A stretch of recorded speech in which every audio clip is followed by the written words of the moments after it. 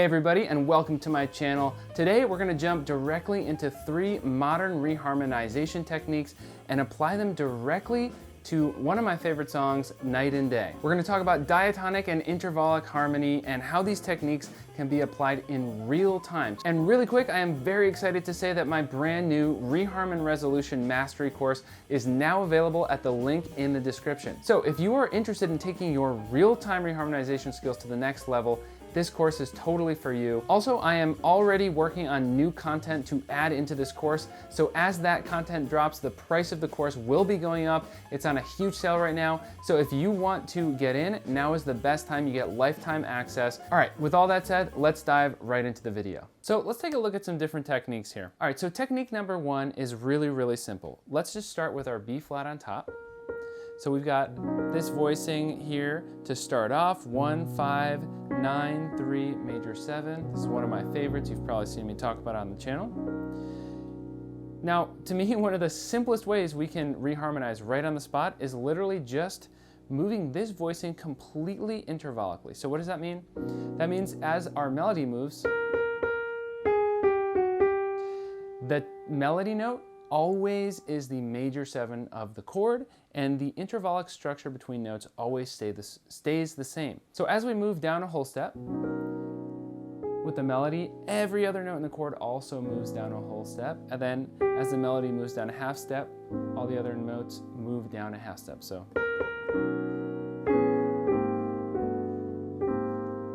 that leaves us with an A flat major on top. Really simple technique, honestly. We just keep the melody note on top and move our chords around. We don't really have to think about how chords relate to each other, and our voice leading tends to be decent because if a melody is moving in whole steps and half steps, well, all the notes of our voicings are too. Okay, so that's easy, but that would get really boring really fast. You always land in the same place.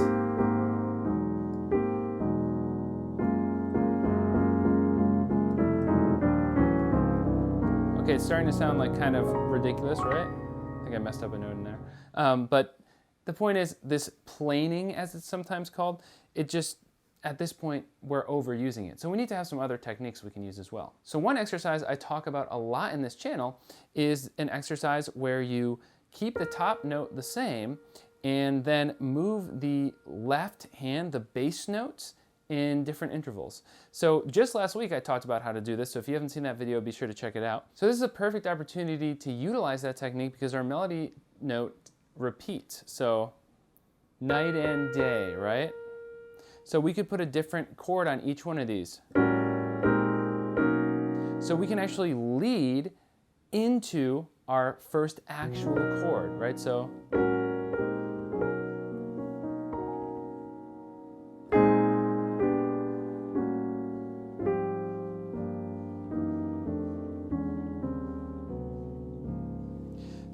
after that, what we can do is actually fill in some of the space with the same technique, right? So when we land on this G, let's just move and fill up some of the space, all with chords that work with the G as the top melody note.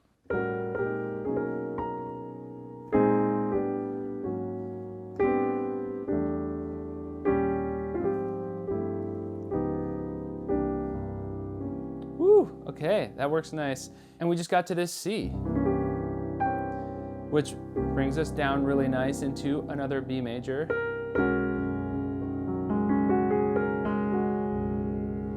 So now we can see how we can actually use this technique to put it right into a standard, and that's really cool. Really quick, if you're getting a lot out of this video, please be sure to hit the like button. It takes a lot of work for me to put these all together and plan out the content. So in return, it would be amazing if you would be down to hit that like button. I really appreciate the help. All right, now the third technique I want to talk about here is another one that I actually cover in the Reharm and Resolution Mastery course. Again, link is in the description if you want a nice step-by-step clear methodology for mastering all these techniques.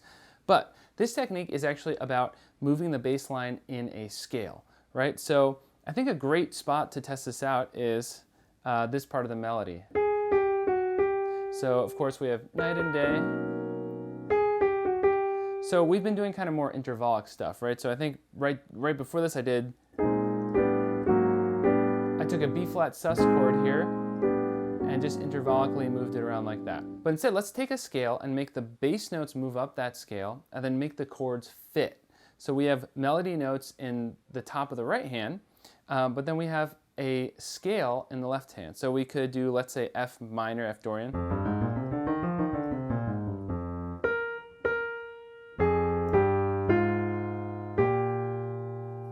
So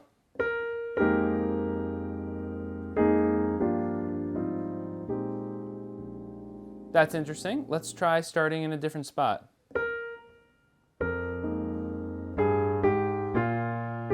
How about that? So we go all the way up to the C.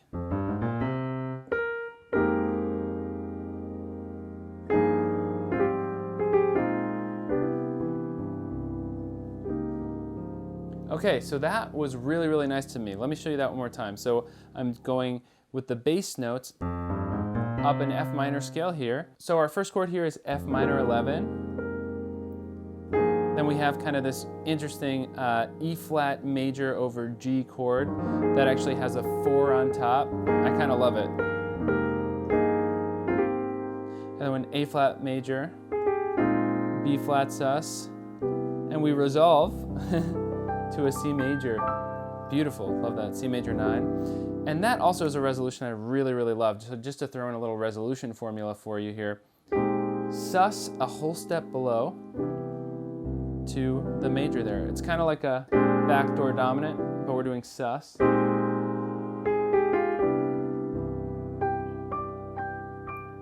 Really, really pretty. All right, everybody, I hope you got a lot out of this video, and thank you so much for watching. Again, if you want to dive deeper into this stuff and have a nice, clearly laid out method that you can use with assignments and a perfect, timeline of practice and exactly what to do to really get real-time reharmonization under your fingers, I've got a course for you. The link is in the description. I worked really, really hard on it to make it as valuable as possible for you. And actually, I'm always working on adding more value to it. And as I do that, the price goes up. So now is the best time to jump in and at least take a look and see if you think the course might be a good fit for you. All right, thank you so much for watching today. If you're new to the channel, consider clicking subscribe and hitting the little bell to turn on notifications so you don't miss any more lessons just like this one. Thanks so much, and I'll see you next time.